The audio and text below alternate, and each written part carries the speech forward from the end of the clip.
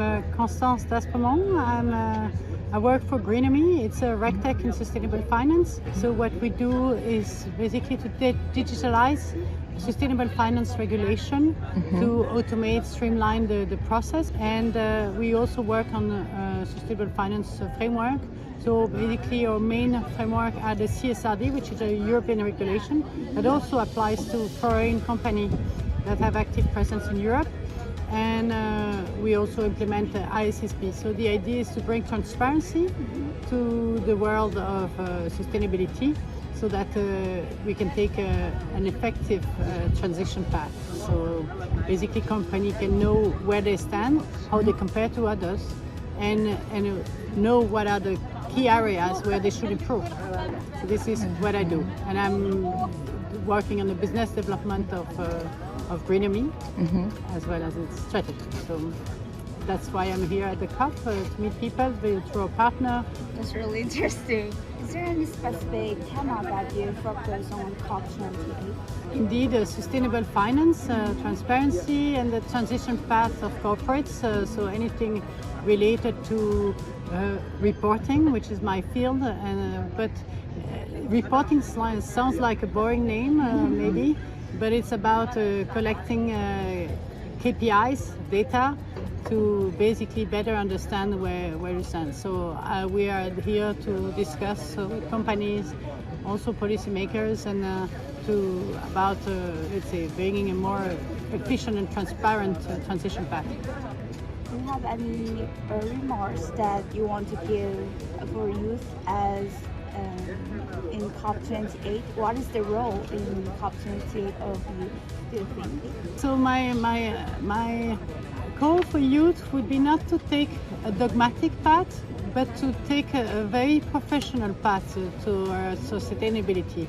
It's not about, it's good to have great ideas and ideals, but that shouldn't go in the way of, let's say, efficiency. So we should be as professional in the sustainability industry as in the finance industry, for instance. It's about what really matters and what is really impactful, what is at stake, what are the levers to improve the transition, and so that would be my message. So you're working in a finance field.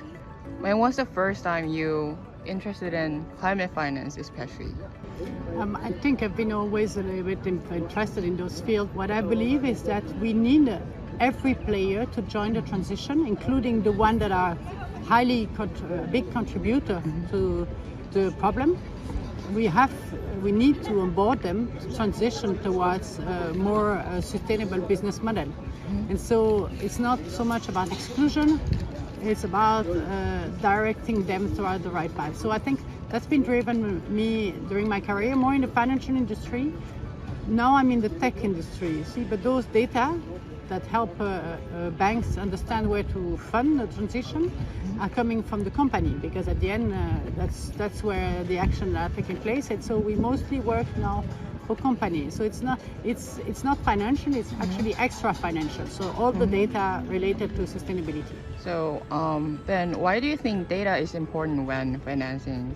Because whenever you want to take a decision, that's true for business, you want to know where you stand as a baseline, so where you are, how do you compare with your peers.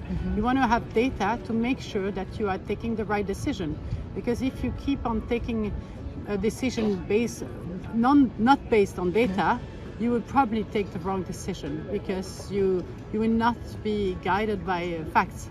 And so I think that transparency is needed. And when I say transparency, it's been a long time that company report on, so that you can compare as a stakeholder, so as a consumer, as an NGO and so on, or financial institution that want to invest. For them, it's important to have standardized data coming from the corporate world, so that they can compare and assess what are the most impactful projects in terms of sustainability.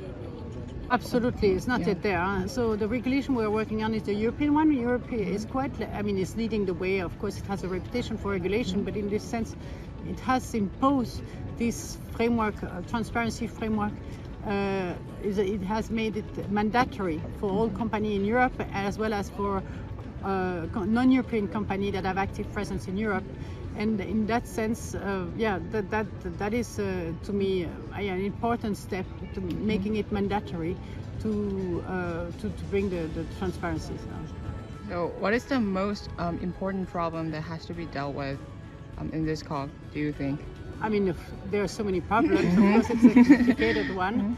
I would say finance is important because, I mean, I think it's estimated to be several trillions that are needed to finance the transition.